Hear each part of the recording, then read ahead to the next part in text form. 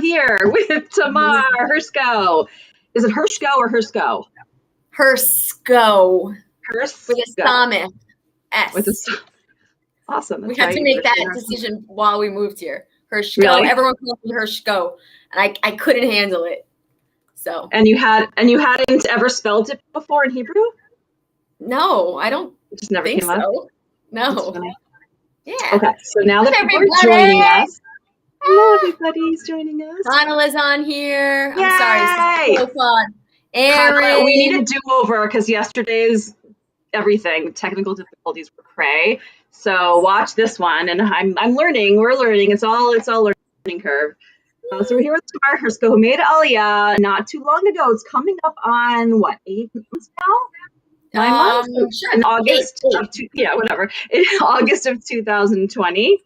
And you came with your husband, who shall not be mentioned, and how many kids? I have 3 kids. We can mention him. I am married. It's all good. It's all good. Yeah. 3 kids and 2 dogs. Can't forget the dogs. Oh, right. That's right. Dogs of really dogs of Aliyah. Totally. That was an adventure in and of itself. And whoever followed me remembers that ridiculous journey. Yeah. Whatever. And I found you, I think when you were, before you made Aliyah, and you were preparing to make Aliyah, and you tagged Vishman in your prep, and it was so much fun to watch. You pack up your house and get lost in all the suitcases. And what I loved about your posts, you're on Instagram mostly, right? Are you on Facebook as well? Yeah, I'm on Instagram. Yeah, mostly on Instagram. And what I loved most is how real you were in your posts. Like you just, you shared it like it was. There's no fake booking. There's no fake Instagramming. You really just showed the process and all its challenges and its excitement and everything that went with it. It wasn't sugar-coated in any way. So do you want to tell us how it is that you even came to make this decision? Sorry. Okay, so I love it. Everyone this is so exciting to me because I used to go live like way back in the day all the time, and now I haven't been. So this is so fun. So this question gets asked to me, and like every person who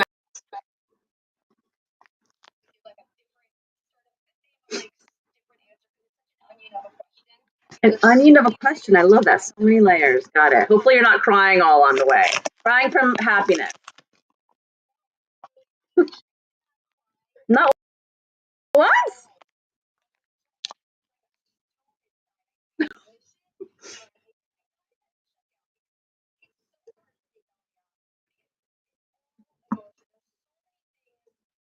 have to happen in order to make Aliyah. You know what I mean? Like, you have to just be so on your course, because the hardest part, honestly, is just telling your close, your family and your friends. That's the scariest, most heart-wrenching, real moment of the whole process. What? How long did you wait between deciding that you're doing it and actually telling people you're doing it? So, like when you make Aliyah, you're like, oh, I'm going to do it around this day. You don't really have like, I'm flying out on so-and-so. You just make the decision, and then just like with everything else with Aliyah, you just go with the flow, Right. I think also the other hardest thing is that you quickly realize that as much as you want to plan, you just have to just take it really step by step by step. I happen to have been lucky in that I had filled out the Nefesh B'Nefesh application like 2 years prior, because this is something that I've always, not always, but in the past, like I don't know, almost 10 years I really wanted to do. And I would come every year for Pesach for the past like 13 years.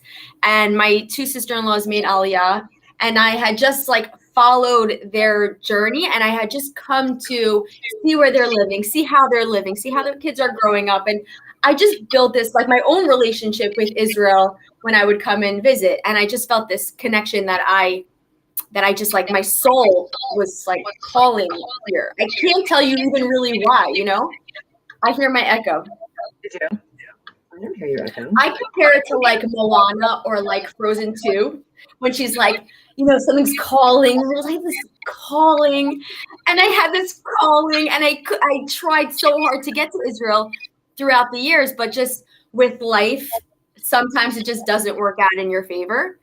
And so, and it didn't for a long time until finally I was like, we got to do this. It's just like a now or never situation. What? How long ago did your sisters make Aliyah? Like 11 years ago or 10 years ago. Oh, so you've been wanting to do this for a while. You've been coming and seeing and experiencing. Why did they make Aliyah? What? Why did they make Aliyah? I mean, they had their own reasons. I don't know. Did you grow up in a family very Zionistic? Were they always taking you back and forth to Israel? Like, what was your first taste of Israel? So actually, we would come for the summers because my grandparents would visit often, like would come here in the summer. Mm-hmm. So I have like a few vivid memories, but I was never really like I have to make Aliyah. I was here for my year in Israel, my gap year, mm-hmm. and it was fun. But I just I went home and whatever. But as time went on and as I had children, it was really like more when I had children, I realized that it's funny because I never want to say anything in a positive that would maybe seem like something is a negative, because it's not. Just personally for me, America for me personally was just where I live was too straight and narrow. Like I knew the future of what would be if I continued on that path and how my kid, like what would be available for my kids. Too predictable? A little predictable for me. And I wasn't necessarily like in love with the future of like what that looked like for them and for myself. Mm-hmm. So I felt like Israel in particular really. Oh, now I hear it. I wonder why now. I don't know. I felt, and I was right in that I feel like Israel really breeds like self-exploration, and it allows for time to play, like for children to play and go outside. Let me make this a little lower. Yeah. And just explore themselves, even adults. There's just so much playtime here, to a fault at some points, but we seem to get a lot done, so it's not so bad. Somehow we say everything. Yes, we seem to get a lot done anyway, even though we play hard, we work hard. Exactly. Totally. And I just wanted more. I wanted more. That's really what it was. And your husband knew this about you before you got married, or is this something that you kind of both? So he was always like, so you realize like our kids are going to be in the army. Like, you're cool with that? Like, it's something to really think about because it's a very big reality here. And when I'm in America, I think, I mean, even now I feel like it's, to live in Israel is a real gift and it's a blessing. And it, through our entire history, we fought to be here, and it would be an honor, I personally feel, for my kids to partake in protecting something that's so valuable. And I think that that's a gift that I give them. And if, God willing, we should never have to send our children to the army. Mashiach should come and there should just be peace between all nations, and even within the Jewish world, we should have peace, should all just get along. But that's the reality here. And if something's that important to you, then you have to put in the work, Who's that? Who's Alicia? Oh, right. I'm sorry. I forgot you could. I'm not muted on Instagram. Oh, wait. We have questions. How does this work? How do we do this interview process? Answer the questions. Go right ahead. We have questions on Facebook. We have questions on Instagram. Okay. It says Jenna Zadaka, if I'm saying that right. Jenna Zadaka. Do you have advice for those first few months to help our children adjust with Hebrew and the culture? Okay. Take a deep breath, ladies and gentlemen. It's coming hard at you. Hold on. Let's hear how different the culture. Where are you from? Where did you move from? Okay, so I moved from Teaneck, New Jersey. Okay. And you live in? I live in Zichron Yaakov. Mm-hmm. Okay. Which is near the Haifa area. Right. I'm an hour and a half plus from Jerusalem. Yeah, it's beautiful. We were just there for Passover, and it was lovely. Oh, we just missed each other. We're not to knock on my door, young lady. That's okay. I wasn't here anyway. You're lucky. Anyway. Okay, so do you have any? Okay. The children are everything. How old were they when they made Aliyah? Okay, sure. My daughter actually just turned 11. I have another daughter who is 9, almost 10, and a son who is 7, almost 8. Okay, so it happened to have been that I live in a place where, oh, hi Haley, I love you, miss you. I live in a place where my 2 sister-in-laws live, so my kids happen to have cousins here. And I was in touch with people who were moving here. Also, I have a good friend, Tara, who's probably watching right now, who also moved here. And you're being Zifron. I think it's important to get in touch with that one sort of very resourceful person in your neighborhood. And there is always at least, and I say at least because everyone wants to help, thank God, there's always one person who can really help, oh my God, what's the word? Help absorb your children into the community, tell you about Bnei Akiva, which is very big in Israel. And just sort of help direct you as to that, all of that. Hebrew is challenging. And I will say that every person I spoke to sort of says the same thing, and that's put your kids in school and they will just learn amongst their peers and through the teachers and just over time. It won't necessarily even take a year. It really might even it's going to take forever. It's one of these things that takes a while, but hopefully they're younger, they absorb things much quicker than adults. So it'll be much smoother for them. And do not underestimate your children because they just naturally want to be involved and included. And so they just do. How was their Hebrew? Awful. It's not yours, theirs. I'm telling you. Okay. In fairness, it's not a big Corona conversation, but I know. School was closed for many months when I moved. They were in school for like 2 months, and then they were not in school, and then they were in school. So this is just like a very strange year for me personally, but it won't necessarily be for you. If you really hard to integrate and learn Hebrew. Yeah, we gotta give them credit. We gotta, give them a break here. Also, the first year we always tell people, the focus should be more on social, which is also so hard for this year. They really haven't. How have they been doing virtually? Thank God. Really, like the kids were so nice. They're so excited to have new people in the community. Sorry, it's like a fly. You don't see it. No, the children are excited.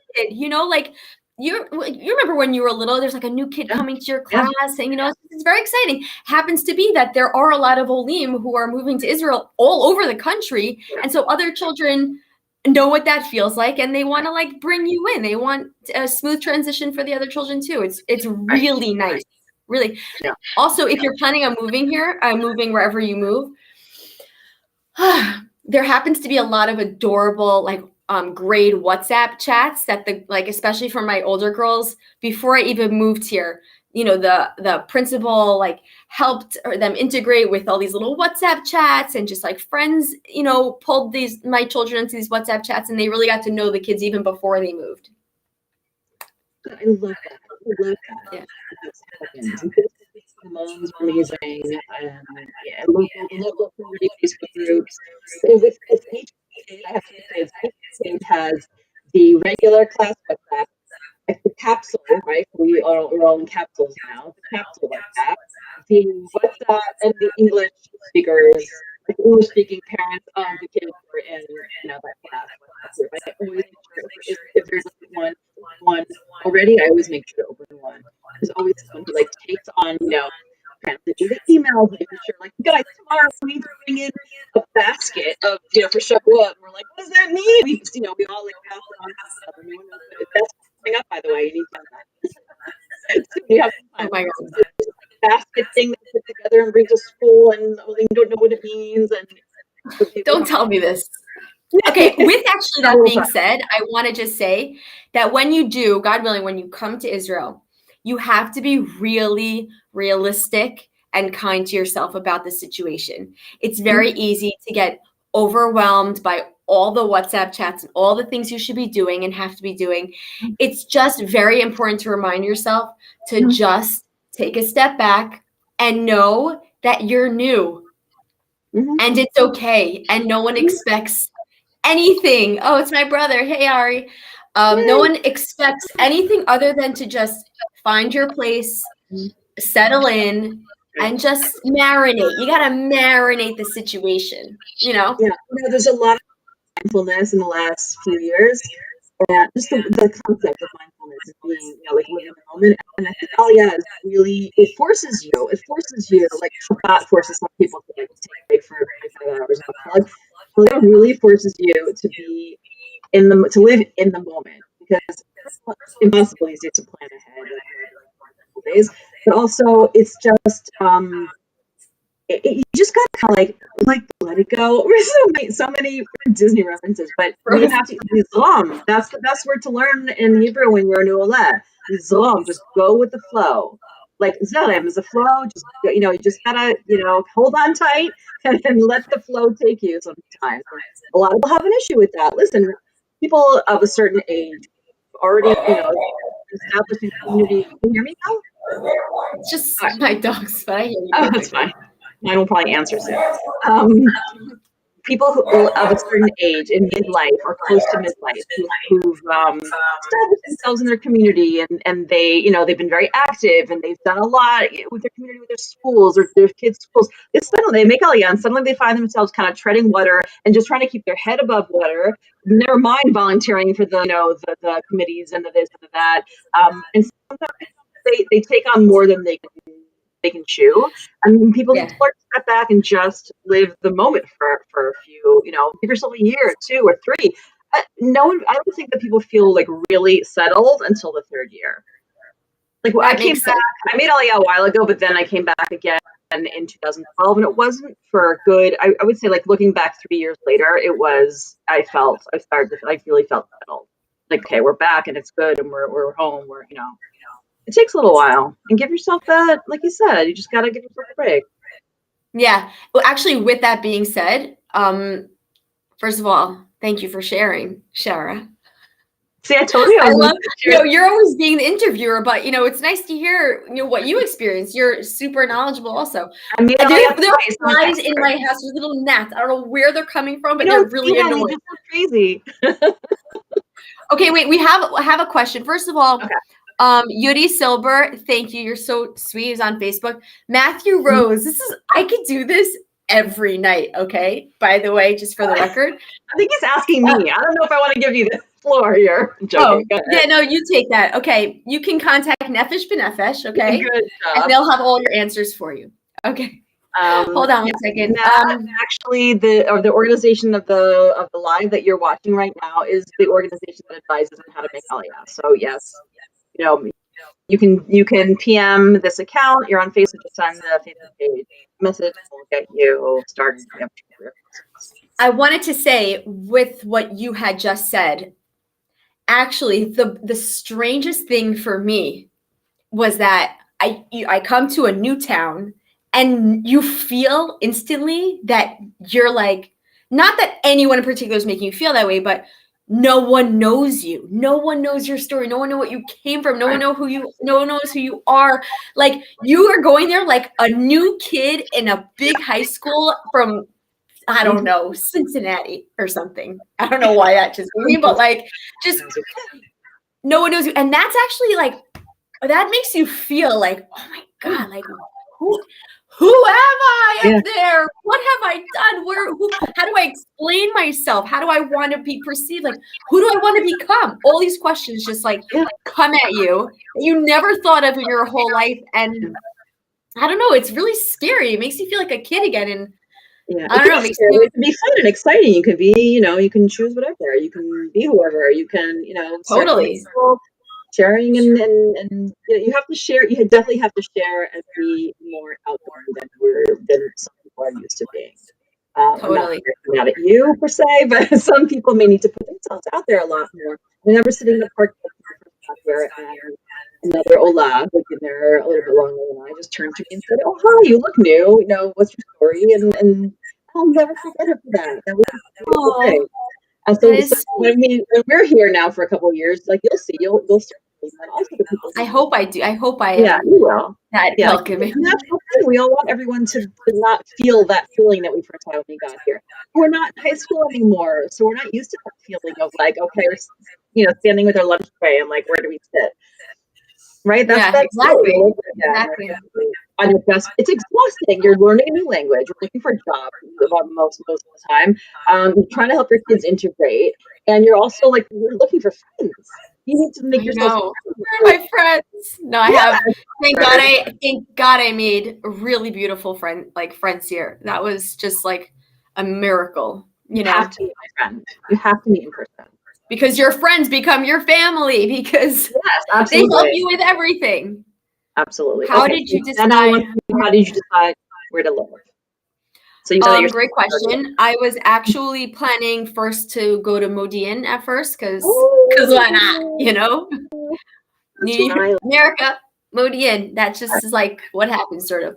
It happens to be a Modi'in. It was like provides everything for a Nuolet, and it's just easy in that way, you know.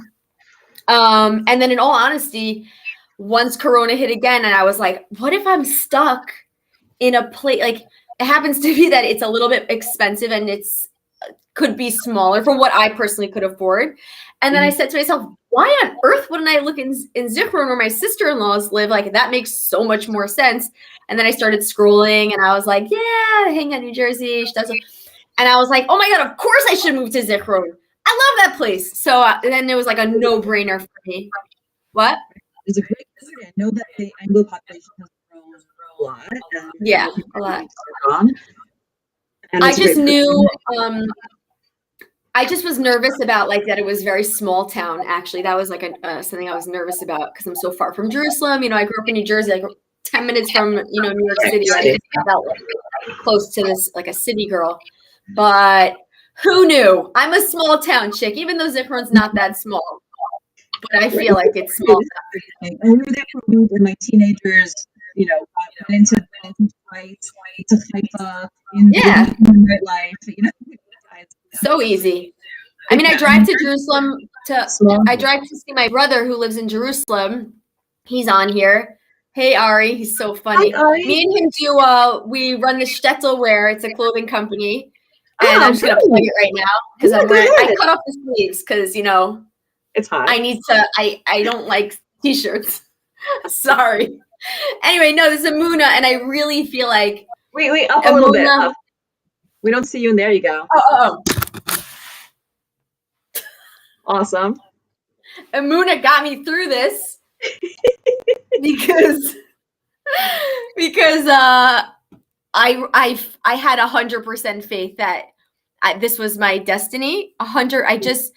There were so many moments where it was like a miracle things that happened. I feel like the time that we chose to move was before the whole world shut down, and I got all my stuff minus the passport, which was gone for I thought I'd never see that passport again. It was so stressful, but I just said it's fine, because at the end of the day, people who are trying to make Aliyah right now, there's something that I need to say. Everyone's so stressed out about the timeline, and I said to myself, so what if I don't make that flight? I will get to Israel. You know what I mean? We're all trying to get on a schedule of the lift, the luggage, just everything, the paperwork, the mazel tov. How long does it take to get there's so much stress that you just sometimes have to be like, you're going to get here. You're going to get here. It's going to be fine. It might not be exactly on the flight that you want, but you're going to get here. Zeu, as they say. Newt. I did this just once. It felt so good. People, I will say in this country, the driving here is like playing chicken 100% of the time. It's like, I will almost kill you 100% of the time, but I love you too much, so I'll just swerve quickly to that way. When I was younger, we lived in Israel with my family a little bit, and I had the line that my family has been repeated over the years. driving in Israel's path of being car. Is what I said. Before I could even drive, I think I said that. It's true. But I love it. I could drive to Jerusalem and not feel anything because just the scenery is so beautiful. I drive it every day. It's amazing. How long does it take you? From Modi'in, about 45 minutes. Oh, see, you're in Modi'in.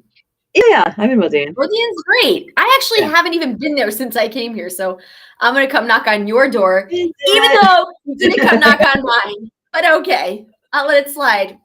I'm just kidding. I'm just joking with you.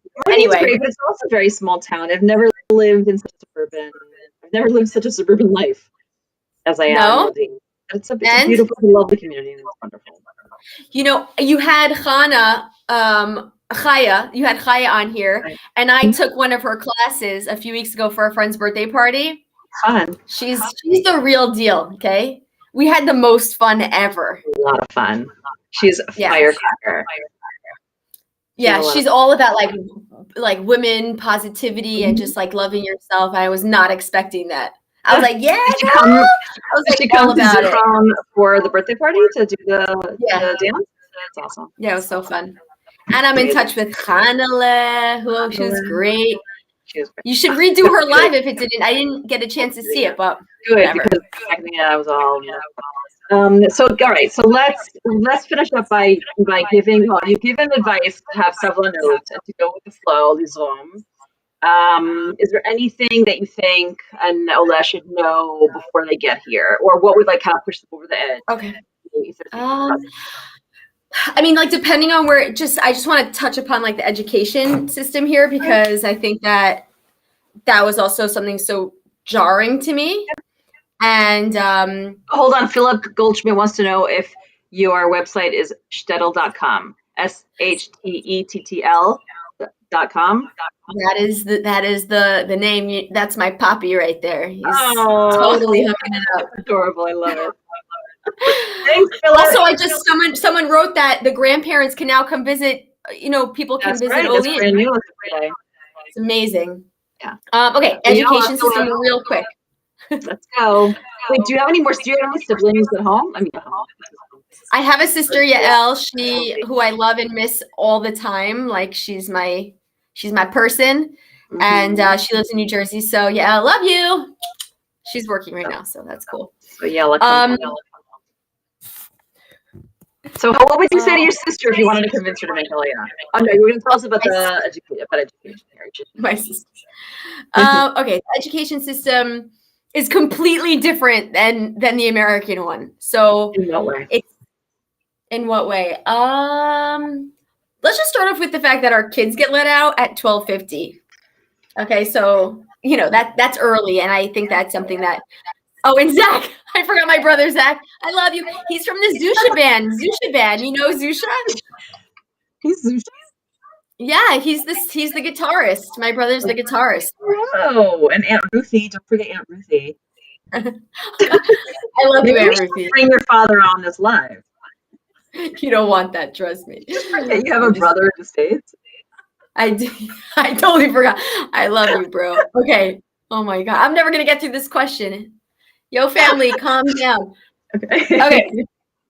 Okay. This is so fun. Okay. Do I keep saying that? I'm just so excited to be here. Let me look at you. Can you see me? You look in my direction. Okay. So the education system is just, they just have different expectations here, completely different expectations. I'm still figuring out what the expectation is. But apparently is to shop, behave, play a lot of soccer, and be happy.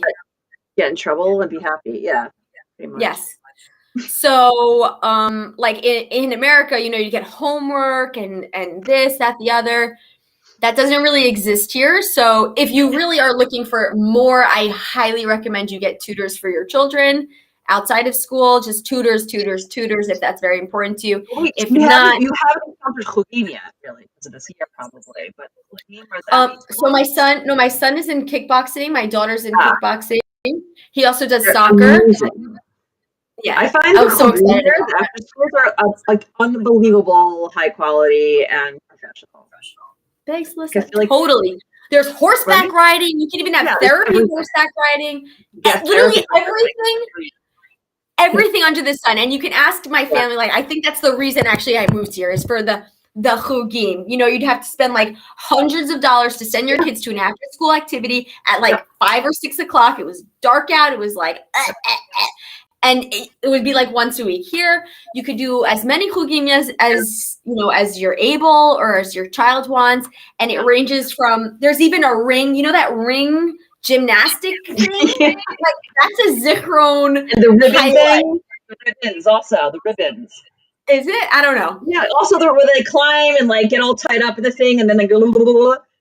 You know. I would like to join that chug. So let's just say that. Okay, I joined the chug. I joined surfing after school. Yeah, you're surfing. Wait, hold on. You're surfing. You're gardening. What else are you doing? When I say I gardened, I literally planted 6. Okay, you've started to garden. You started. You yourself in your post said you have to start somewhere. You started. I did, and I really loved it. It's like giving to Mother Earth, who gives to us. It's a beautiful thing. Beautiful thing. And surfing, that's amazing. I just have to say, you haven't talked about your fitness. Okay, fine. Let's talk about that. Yeah. I was so nervous moving here that I would not move my body not one time. I'm like, I don't have my CrossFit. I don't have my things. And then we're frozen, I think, on Instagram. Are we? Yeah. La, la, la, la. Oh, come on. Instagram. Okay, it'll come back. Why? All right, fine. So we'll just keep on. Yeah. Keep on keeping on. Okay. Sure you want to end? No, I don't want to end. But where are you? Have we been on Instagram for like a long time? Are you on Instagram? Yeah, I'm totally on. Everybody wants to hear this. Everyone. We're frozen. Okay, it'll come back. All right. And feel free to ask any questions out there for all the 18 viewers in the house. They'll watch it later. I know. For dinner. Oh my God! So what do we do? Yeah. What's happening? What's going on? I know. We hear you. I can hear it. That's good. Oh no, what happened to Tamar? She disappeared. There she is. Hold on. There you are. You're back. Oh, look, we switched places. I'll flip you again. Why are you freezing? Unfreeze. Fix your internet. So we are wrapping up with Tamar Hersko, who's been telling us all about Aliyah and how awesome it is, but also challenges. She was going to tell us a little bit about her fitness business. I know that she's a personal trainer. She was worried about not moving here when she got to Israel, like moving her body, and I don't think that that's happening for her. At least there's no echo. That is true, Doug. I'm glad you tuned back in today. Hopefully we'll do another live with Hanala in the future. But meanwhile, I posted a video of hers on our Facebook page, which is a riot. It's all about spring in Israel, which is now. So go watch that. And Tamar, you're just going to have to go and follow her on Instagram. It's a great freeze shot of Tamar. Go watch Tamar. Go watch her stories on Instagram. She posts a lot of about Israel, about Aliyah, but about empowering yourself and fitness, and kind of giving yourself a break and letting yourself be. So she's really fun to follow. Go follow her and catch the rest of Aliyah Inspired. This is a whole month of really great programming to inspire you to take the next step to make Aliyah. Hopefully we'll see you in Israel. There's Tamar again. And I'm going to try one more time. I could hear you. Oh, yay. Okay, you're back. Hey, Kathy. It's great to see you. You're back in your internet's great. I'm green, baby. So, this is a green state right now. Tell us a little bit about your fitness business, and then we're going to wrap it up. Okay. Oh, I see you on Instagram. Hold on, you just popped up. Just me. Oh, good. So, never mind. Fine, okay. Join. If you can join. No, I was super. I'm a personal trainer, so I was nervous. I was nervous to come to here and be like, oh God, I'm going to gain that 50 pounds that I gained my year in Israel. Oh, I was so traumatized from that. Anyway, I found my people. I have a great buddy, Tippy, who I work out with. And I go to a fantastic trainer, Moore. If you guys follow me, you'd know who Moore is. He's the man. And I also started surfing and kickboxing. I'm trying to do it all, you know? Yeah. Yeah. Because why? But you're not taking your own advice. You're doing it all. Why not? Why not? If you're happy and you're doing well. I'm trying to, work and play. I'm trying to be like an Israeli, a real Israeli. So do you and your kids kickbox together? Do spar? Is that the right word? So I don't spar with my children. They grapple, they like kickbox and self-defense, which is awesome. Mm-hmm. And then, I grapple with some friends and like, it's so like freeing. You just like kick each other's butts. It's great. So would you say you're the cliche living your best life in Israel, living the dream? Oh, I'm so annoying, but it's true. It's so true. I walk to the supermarket and I'm like, I feel like singing Sound of Music. I'm like, what is life? What is life? I love the flowers. I'm like annoying. Yeah, it's true. But what can I say? Baruch Hashem. Low expectation and a high return, an ROI, right? Yeah. Return on investment. The best attitude. Tell people on Facebook and Instagram and YouTube where they can find you on Instagram. Super easy. I'm at Tamar Hersko, Tamar_Hersko. And I try to just show you like the realities of life, good, bad, and just hilarious. It's just life is fun. So should Instagram and that whole world. Put it up here. It's underscore, right? Yeah. Like Tamar_. This was so fun. Whenever you want to go live again. There it is. There it is. Oh, I put it on the screen. That's me. You're sweet. This was a lot of fun. Thank you so much, Tamar. I'm really glad you made it out and you're closer and we can chat and we will hang out at some point in the very near. I hope so. Bye. Take care. Shalom.